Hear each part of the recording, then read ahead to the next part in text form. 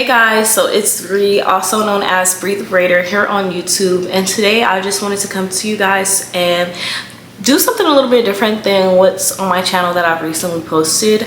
I did want to tell you guys about myself so that you can get to know me and also motivate you guys to go for anything that or proceed with anything that you've been hesitant to start or go for or do in life, and just always keep in mind that consistency and discipline are key. To tell you a little bit about myself, I am 26 years old. I reside in Los Angeles, California.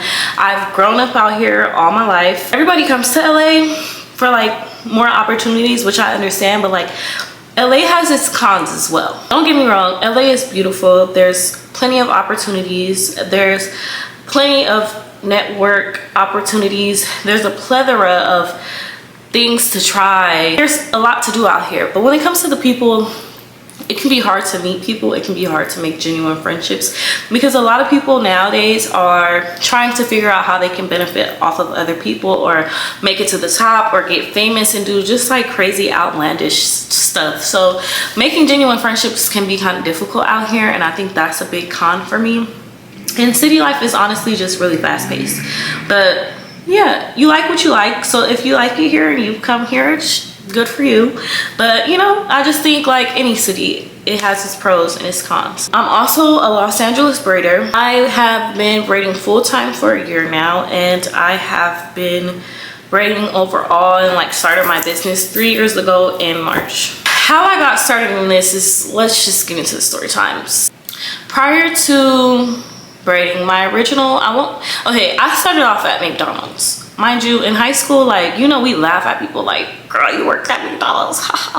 No, I worked at McDonald's, and no regrets. I was young and I was working at McDonald's in high school. Honestly, I was tutoring when I was 14 years old, but my first real job was McDonald's when I was in high school, and I loved the check because I was always like, whatever I want to be able to give that to myself, and I don't want my parents to have to like provide that for me, given they would give me whatever I worked hard for. But you know, I've just always been real independent and wanted to get it for myself. So my first job was McDonald's. From there, I moved up to working at a restaurant called Fridays. The job was cool. I made great tips. It was a great time. It was crazy experiences there. Shout out to anyone who worked with me at Fridays. But let me tell you how God works, because I know this is not like a faith-based video. I'm just saying, like, when there's a path set for you, everything will start to slowly move itself out of your way to work in your favor. So that's what I'm gonna say. So I'm working at that job. I knew it was time for me to elevate. The job was kind of ghetto.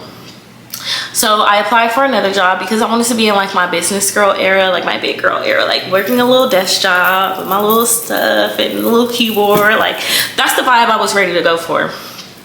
And so I applied for this job, and now why I say everything is gonna work itself out for you is because right after I got hired for this job, everyone found out that the restaurant was getting shut down. So at this point, everybody was losing their jobs, and it was so sad for the people who didn't really have anywhere else to go, or like, you know, like they have been with this company for 10 years plus. And so I just really felt blessed that I already have set up another opportunity for myself. I leave that job. It's time for me to start this job. Now, backstory on this job, baby, I don't know what was wrong with me. I was driving 2 hours to Santa Monica and home every day. Mind you, without traffic, it was a 30-minute drive, but traffic is insane in Los Angeles. That's another con. So I was driving 2 hours there and 2 hours home, but baby, I needed to check. I won't even say you would do it too for a check, baby, because I wouldn't do it again. But I needed to do what I need to do for my check, like to pay my bill. I didn't have bills for real, but pay for stuff.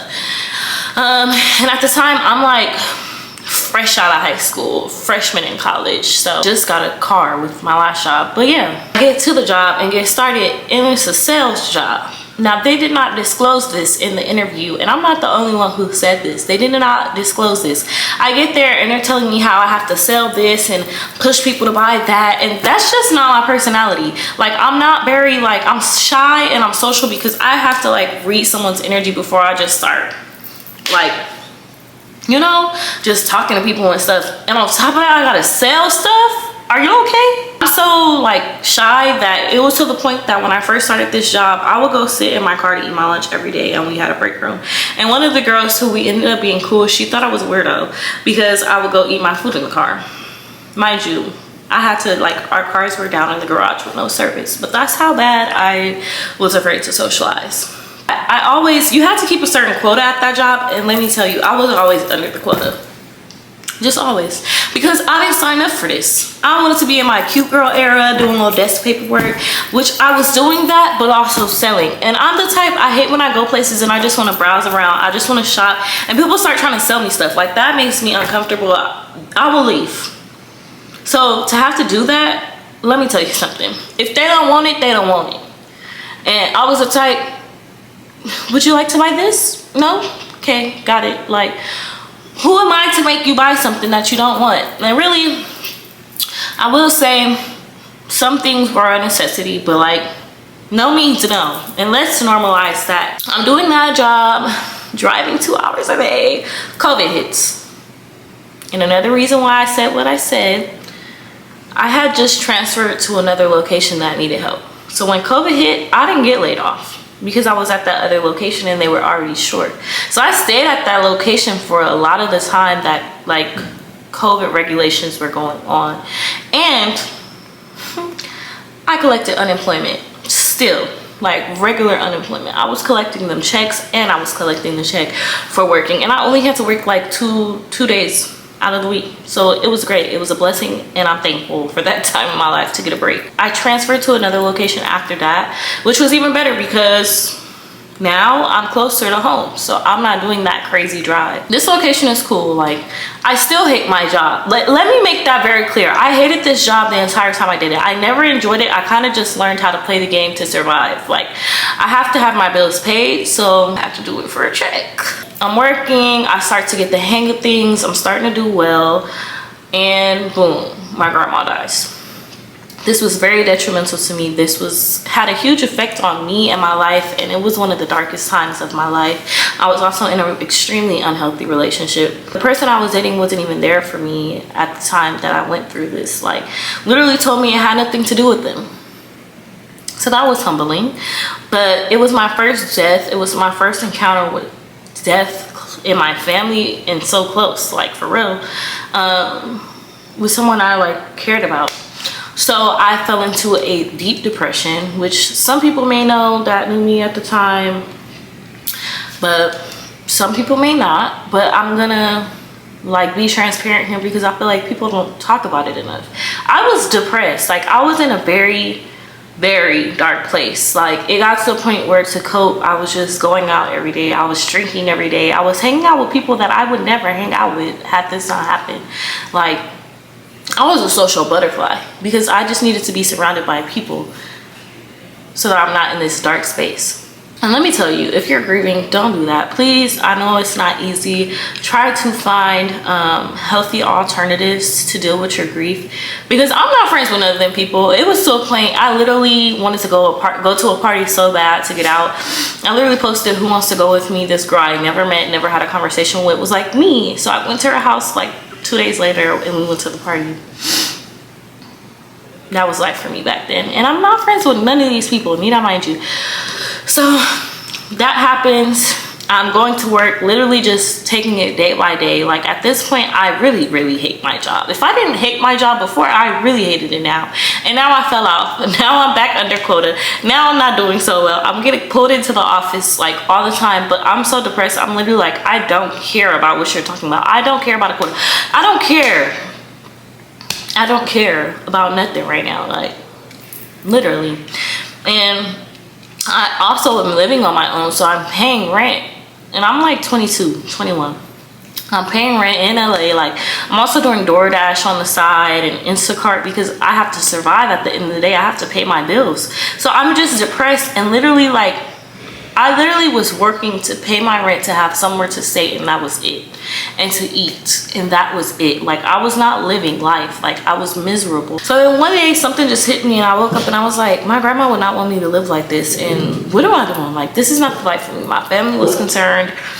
I was just doing crazy stuff, like crazy stuff. And one day I just was like, I want better for myself. I still hate this job and I want better for myself. However, this job was sustainable during the time when there was a pandemic and I still was able to keep my job. So I'm gonna keep it and I'm gonna invest in getting myself to run my own business, because I don't want to work for nobody else. Like, seeing how I was expected to just come back to work and be okay after such a huge loss really showed me like we're really just instruments to companies and businesses. Trying multiple things. I started with nails and that was crazy because they used to look terrible. But shout out to my friends and my mom who used to let me play in their face, because baby, yeah.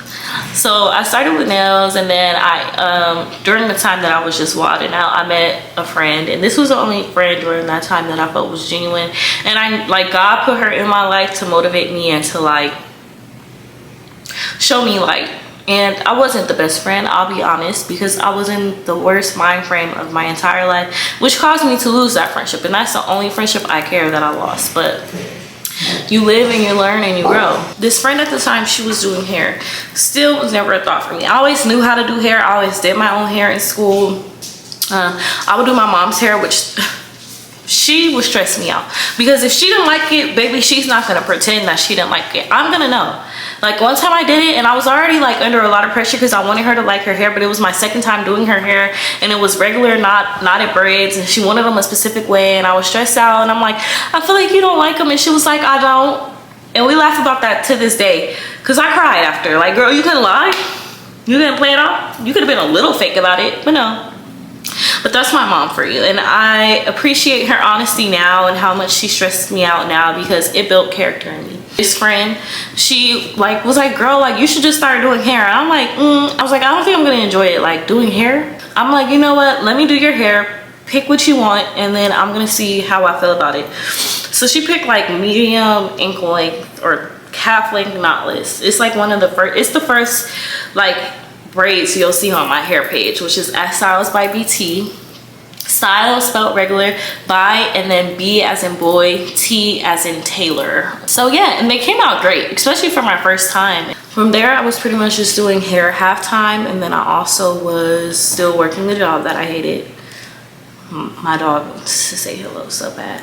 I was still doing the job that I hated very much, but bills had to be paid. I hated the job and I was unhappy, and now I'm doing hair and seeing how much money I can make, and that's my priority. So it got to a point where I was only working like 2 days out of the week at work, which again, this is why I say things work out for a reason. It's a full-time job. When you sign on to that job, it's a full-time job. But during COVID, we signed contracts to become part-time, and I used that to my advantage. So I never went back full-time. So you cannot make me work 40 hours a week, because contractually I'm part-time. So yeah, that's pretty much what I did, and they hated it, and they kept trying to make me full-time, and I'm like, no, like I'm doing well doing hair. I'm not gonna stop my business to come pour into your business when you don't care about me. Goodbye. Absolutely not. It was crazy because I was really close with the cleaners, because I was always just like kind, so we always had like good relationships. And there was one cleaner, his name was Jose, and I'm sad that I didn't say bye to him when I left that job. I didn't really leave, so we'll get to that. But he came to me and he was like, hey, I wanted to tell you something because I don't like it. So pretty much my boss, like we had a head boss and then we had branch managers. My branch manager had texted the cleaner on accident, I'm assuming, and was like, oh, Brianna's a lost cause, like how can we force her out, or something along those lines. So I'm livid, he's livid, because why would you text him that? And like, y'all are scheming to get rid of me pretty much. If you don't like how I'm doing my job, be man enough, be grown enough to come and have that conversation with me. Don't send texts around, that's inappropriate. And I really could have took it far with that. But this is someone who I had like built a small friendship with, and I knew him from the first, we came from the first location I ever worked out together. And I knew how much he just wanted to win, and he was struggling in life and just wanted to provide for his family, etc. So it's just like, I didn't want to be spiteful, but I really could have took it far, and he would not have a job just based off that text message. Yeah.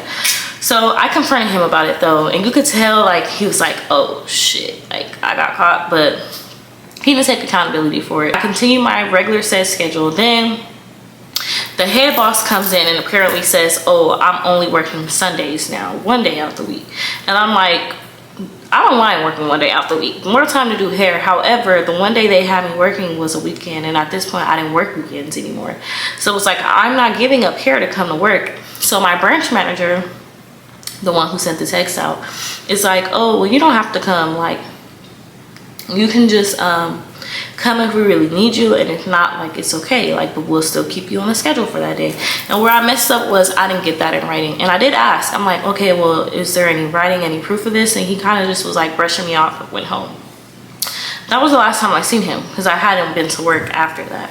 I want to say about a month later, it's my birthday, I'm traveling, I get a text like, oh, I'm making the schedule for next month, like, is everything still the same for you? And I'm like, yeah, everything's the same. So I texted him back. My birthday is like the next day, or my birthday was that day, and then the next day I checked my emails on my way home, and I have a goodbye email from the job. So pretty much they fired me. And I feel like it was all a part of that scheme they were trying to set up. I tried to apply for unemployment.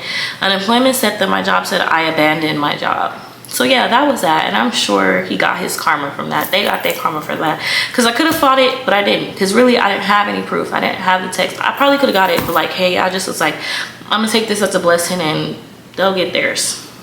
And I hated the job. And honestly, I was doing okay, like, hair wise, business wise, to where I could have like left the job and just like went out on a whim and just really just went out there and just did it hair wise, but I was afraid. So I feel like it was God's way of like pushing me out there.